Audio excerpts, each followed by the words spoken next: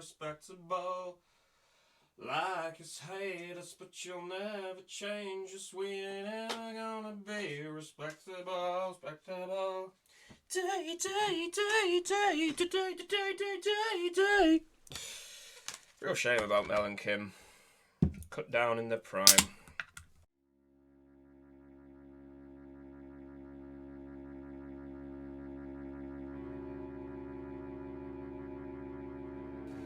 Woo! We got a can of strong Jaipur from Thornton's Brewery, which we'll just pour out before we discuss new album, the new wave of British heavy metal, which I'm going to offer you a take on this. It's a form of post-punk. As I mentioned in my last video about Priest and Sabbath, don't think Steve Harris would appreciate me calling new album a form of post-punk, but I think the theoretical analysis stands. I mean, if you look at the early heavy metal acts, as they've been retroactively labelled, Sabbath, Deep Purple, the other one, Led Zeppelin, Cream, Jimi Hendrix, Blue Cheer, Thin Lizzy, Rainbow, whoever you want to name, they were wildly different from the actual full-blooded new wave of British heavy metal acts who self-identified as heavy metal bands. And I think, aside from just a general musical progression from one slightly older generation to the next, with this connecting thread of Judas Priest and Motorhead and later Sabbath kind of weaving the mid-70s tapestry together, the missing link here is, of course, the punk movement. And Diamond Head have gone so far as to admit that, like, the punk movement kind of gave them inspiration to maybe ease up on the fixation on virtuosity and these really ambitious progressive rock inspired song structures. You don't have to be a Ritchie Blackmore to present a compelling theatrical and, you know, engaging performance that is nonetheless ambitious. I mean, punk obviously took it to extreme, famously with, you know, 3-chord numbers, 4/4, stomp, stomp, stomp, 2 minutes long, whatever. But, you know, Judas Priest around this time were already exploring much shorter, punchier songs with, you know, The Ripper and tracks like that. And the likes of Diamond Head said, well, we can combine an element of the virtuosity. As he said in his Brummie accent, I can do that. When he saw the Sex Pistols and the Damned on stage. Oh my god, I'm so sorry, Birmingham. I'm so sorry. But it gave them that jolt of energy. And if you look at a lot of the sort of earlier new wave of British heavy metal albums, the song structures are very short. They're about adrenaline. They're about going out, getting fucked, wearing denim and leather, being on the street, riding a bike. You know, there is a bit of sword and sorcery in there. I mean, Saxon, after all, this was the cover of their debut album, and they were called Saxon. But there's still this street-level immediacy to a lot of what they're putting across here.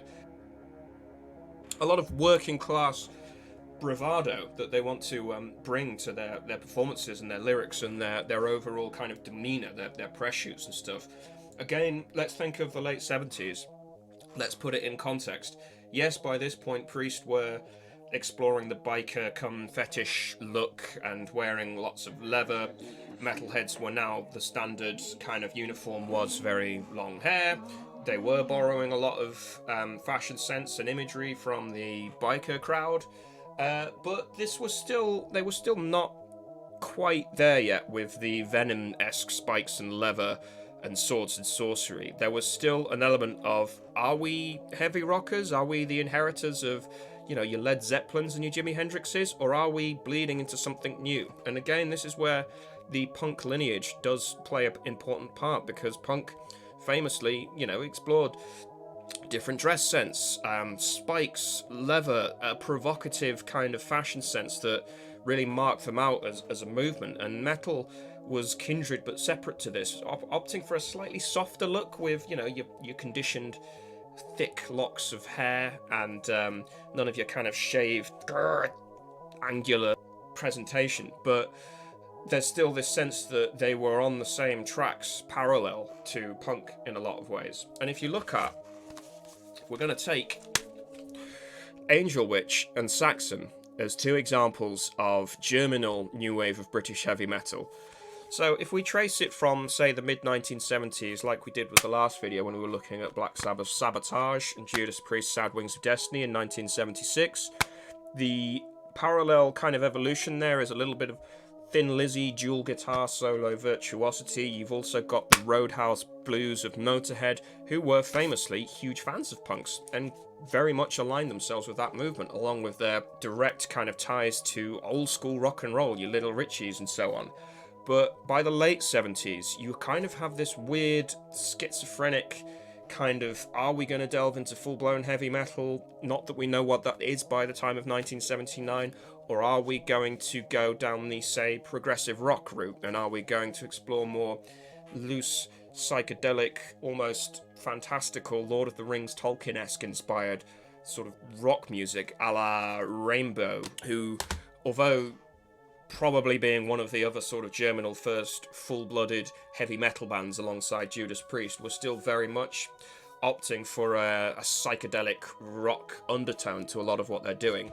And that's where this album and Saxon come into play, because this was released in 1979, and Saxon, again, they're sort of retroactively understood as like a denim and leather, biker, out and proud metal band, and you know, aligning that they were sort of obviously contemporaries of Iron Maiden, but their style was much more direct, anthemic, simplistic in a lot of ways, and although I don't mean that as a criticism necessarily, Iron Maiden offered a more fluid, sort of bombastic, orchestral approach, even on their first two albums when they were still kind of very raw and DIY, whereas Saxon very much were just pounding, marching beats, very linear songs, verse, chorus, here's what we do and we do it proud. Very much aligned with Judas Priest of this era as well, with the, you know, the Hellbent for Leather and then into the British Steel kind of era of Judas Priest. But this album, this is before they really found that footing properly. They were still exploring this sense of late 60s psychedelia. There was kind of a hangover from this period that bled into progressive rock of the 70s, but obviously progressive rock took it to extremes, and the bar of access to that extreme was extremely high, owing to the dense musicianship required to articulate that particular form of music. But at the same time, that hangover was still there, and it still pervaded a lot of heavy rock in general throughout the 1970s, whether it be very explicitly blues-based, or whether it be opting for a more energetic, sort of high-energy, let's go out and get pissed and ride a bike and shag a woman kind of territory. And this is where the self-titled Saxon album really kind of comes into its own as a marker of the time. It's no one's favourite Saxon album, except for me, because I'm, you know, a hot take fucking antagonistic, provocative pedant. For me, it offers that window in time when heavy metal still didn't quite know what it was. A lot of this album is kind of second-rate Led Zeppelin worship. A lot of the songs are about, again, just having a good time, about being with your crew, being with your gang. Let's not forget that a lot of these bands were devoutly working class. I mean, Saxon are from Barnsley, which for the international viewers is an ex-mining town that Thatcher was about to decimate in the 1980s. Obviously, Judas Priest and Black Sabbath were from industrialised Birmingham. So a lot of their fixation was on us and them, on trying to craft a sense of pride in their identity and who they were. But then, you know, this album opens with the Rainbow theme and Frozen Rainbow, a kind of psychedelic suite that has elements of proto-metal, but also it's almost like a ballad midway through, where it kind of it's a really kind of ambitious and stilted way to open what is essentially a very direct and urgent heavy metal album. It kind of mirrors Judas Priest's Victim of Changes in that way, in that they open their signature style with this very kind of mellowed out, understated, but nevertheless grandiose and ambitious sonic statement that really kind of, well, I was about to say it really sets the scene, but it does the exact opposite of that, because the rest of the album is surprisingly simplistic by comparison. But again, that's just indicative of this weird duality that existed in heavy metal bands of this time. Don't forget, they didn't have much in the way of like true-blooded heavy metal inspiration to draw upon. They were still drawing upon formative Judas Priest, a smattering of Motorhead, a smattering of the classic rock of the late 60s. Yes, they did listen to a lot of progressive music. Drawing inspiration from that was slightly more complicated because you couldn't necessarily imitate the sound of Yes or King Crimson or Van de Graaff Generator all that easily without a great deal of music training and practice, which wasn't necessarily accessible to musicians like Saxon from Barnsley. But even just reading out the song titles of this album and making a guess at what the lyrics are, you really do get that sense of the conflict at the heart of what these musicians were doing at this time and which road they were going to take. So after the Rainbow theme, we get big teaser. No fucking clues about what that track's about. Then Judgment Day, which was an obligatory kind of theme for a lot of heavy rock, heavy metal bands at the time, the Apocalypse and so on. The song itself, again, it's a hard hitter, it's a heavy number, but it doesn't cry out with ambitious sonic architecture or anything like what a Rainbow Stargazer was doing at the time. And then you get Stallions of the Highway, again. No clues as to what that's about. Backs to the Wall, Us and Them, Still Fit to Boogie. I mean, that could be a fucking disco song title for all we know. And then Militia Guard. So we get this mix of being ecstatically eager to party, intoxicate oneself, and just let loose. And then we get these preoccupations with maybe more spiritual, mystical themes in the Rainbow theme, and we get preoccupations with the Apocalypse. This was the Cold War after all, with songs like Judgment Day, and then we get the undertones of metal's preoccupation with martial and military themes in Militia Guard as well. And Saxon would lean on this more and more with the trilogy of albums that followed, where they would lean on the iconography, the militaristic iconography of biker gangs, and explore the themes of urgency of being us and them, being part of a team, part of a crew, part of an army. And they would build on that into and sort of craft their signature anthemic kind of brand of new wave of British heavy metal. Still strikingly melodic, still strikingly catchy, but much more staccato, stilted, linear as compared to the likes of Iron Maiden, and much poppier than the likes of, say, Venom. And that's why Saxon of this era are such a sort of fascinating artifact, as like further proof that metal was still not quite sure what it was for yet. Even at this point, when we had a label granted to us by journalists calling it the new wave of British heavy metal, despite the fact that the old wave was not self-consciously heavy metal, we still have this group of artists who are slightly unsure whether they're going to fully immerse themselves in this fledgling culture, and bearing in mind this culture didn't really know what it was at the time either.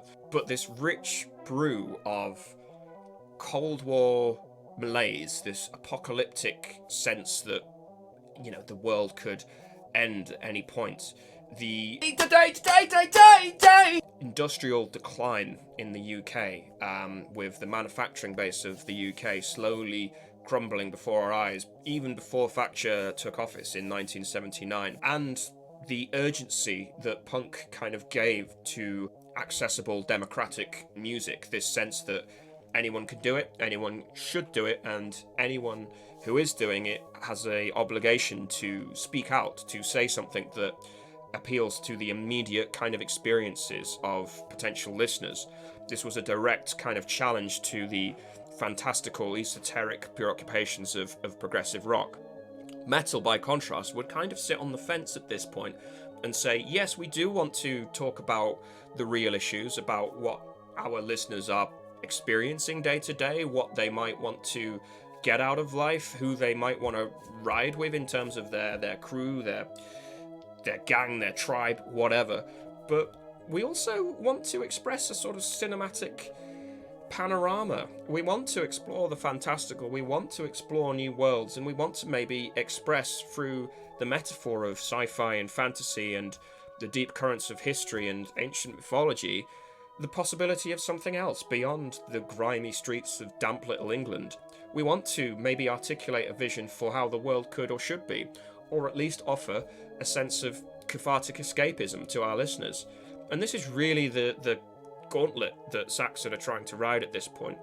And this leads us directly on to Angel Witch. Now, Angel Witch are a slightly troubled artist, because although this album has been retroactively understood as a masterstroke of the new wave of British heavy metal style, almost defining it to some extent in its very early stage, this album was released in 1980. The lineup pretty much collapsed after this release, and the band was forced to break up. They reformed again to release an album in the mid-80s, and then they had several breakups and reformations right through to the present day, and they're still releasing material now. But this album, they never got a chance to build on it, and if they did, they probably would have been as big, if not bigger, than the likes of Iron Maiden. But unfortunately, fate is very cruel. So why is this album so special? Well, for starters, it runs the same gauntlet that Saxon does in a lot of ways. I'm just going to top up, because all this talking has got me thirsty. Study, Thornton's Brewery, Jaipur, Spencer. Fuck. So, it runs a similar gauntlet to Saxon of this time in a lot of ways, in that some of the songs are about realism, about immediate concerns. You've got tracks like Free Man, you've got Sweet Danger, you've got Confused, all kind of tackling issues of incarceration, mental health, running with your tribe, and the desire for adrenaline shots and extremity and so on. But then it really does lean in on the fledgling preoccupation with occultism. Although Angel Witch, the song itself, is essentially a love ballad, it is presented in a very sort of occultist, dangerous kind of way. It sort of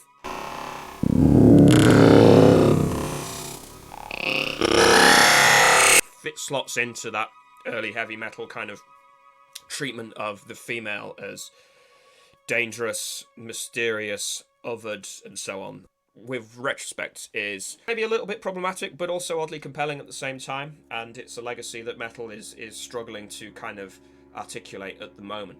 But as for the rest of the tracks, you've got Angel of Death, 6 years before Slayer released Angel of Death, and you've also got Sorcerers, you've got Gorgon, Lantis, you've got White Witch, and all of these songs, they are articulated through a very DIY presentation. Angel Witch, the album, is not a big budget orchestral fucking affair. It's very DIY, it's very rough around the edges as well. Even for 1980, the production is, shall we say, flat, to put it charitably. You have this sense when you're listening to the album that you're just sat in the practice room listening to a really fucking solid jam, where they're just thrashing out these numbers, articulating these riffs, and Kevin Hayborn is offering these really sort of virtuoso licks and trills and accents to the various chord progressions.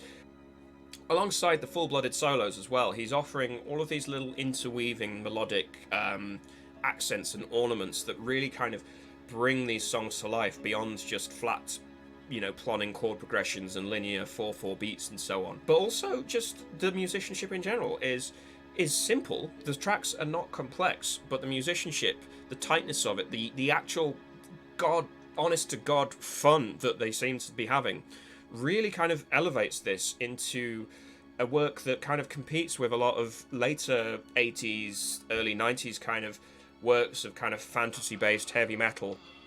And this is Angel Witch kind of exhibiting a ability to surpass, transcend the limited means that were at their disposal when they recorded this album. And I think this is why it's so retrospectively loved, even though it was a little bit overlooked at the time, because Angel Witch was sort of working in the shadow of these much bigger hitters of the new wave of British heavy metal movement.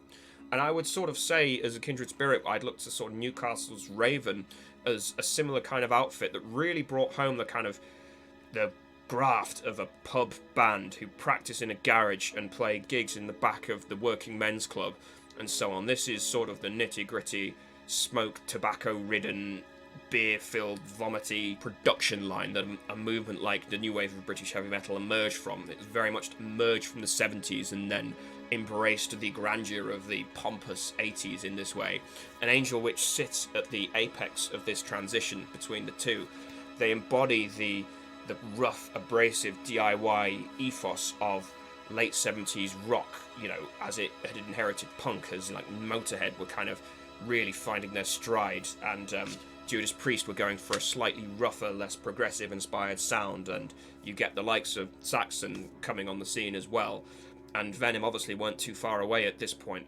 But Angel Witch, although they embraced that, they are also trying to articulate the ambition to come, the willingness to indulge in fantasy, to indulge in things other than what we're immediately experiencing, to place ourselves in unknown, highly speculative situations, to explore the occult as well.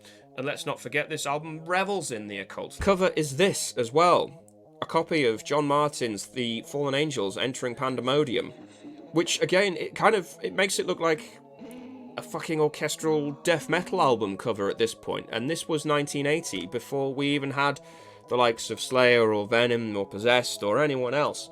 It's a heavy album, and today it kind of sounds charming by all accounts, but I really do appreciate the fact that metalheads have embraced it and made it their own and kind of accepted it within the lexicon of new wave of British heavy metal, which was fundamentally such an important movement within the germinal story of metal taking root as a global phenomenon and understanding itself as metal.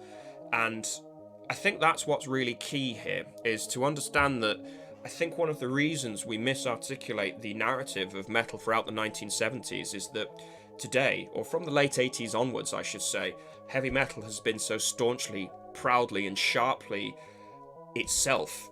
Its borders are so closely guarded, and you are either a metalhead or you are not a metalhead. You can be maybe an interested outside observer, you can be a John Peel if you like or whatever, but if you are in camp metal, you are there and you are there for life, and it will define aspects of the way you dress, the way you talk, the vocabulary that you use, and the way you understand your relationship with the world. And that has been so sharply defined for most of our lifetimes that we kind of forget that in the late 70s that just did not exist. Judas Priest had only just started exploring the imagery that would come to define the metal dress sense. New wave of British heavy metal bands were still grasping at straws around this kind of loose miasma of progressive rock, psychedelic rock, the legacy of Black Sabbath and Rainbow and Led Zeppelin and Thin Lizzy and Cream and Jimi Hendrix and so on, and they were still trying to figure out how to mesh with this with the incredibly appealing relatability of punk 1977, and how to mesh the ambition of the 70s rock album giants with the appealability of three-chord punk, and trying to find that road. We see these two albums, two highly quality albums in my mind, trying to thread the needle. They weren't quite there yet. Angel Witch unfortunately would never quite get there, although, you know, some of their albums on their various reformations have been really good. Saxon, they would get there. I never rated their later works quite as much as this, although I do understand they are a more authentic articulation of what Saxon as artists were going for, obviously, and that's probably blasphemy to a lot of Saxon fans to sort of rate this as the best Saxon album. It's clunky, it's clumsy, it's pretty primitive at times, but ultimately I love it for the fact that it expresses a particular mindset of the 1970s that we seem to have forgotten. The new wave of British heavy metal bands finding their way, and they didn't know what kind of decade they were going to step into. They didn't know what the 80s were going to be in 79. They didn't know that it was going to be the decade of Thatcher and Reagan, Duran Duran and cocaine and Arnold Schwarzenegger. All they knew is that they grew up in poor, deprived, damp areas of the UK. They found music as an expression, and they had a pretty significant legacy to live up to, but one that had not really articulated the message of heavy metal yet, and they were crafting it before their eyes. They were trying to find what this kernel of an idea might amount to, and a few years later they found it. Today.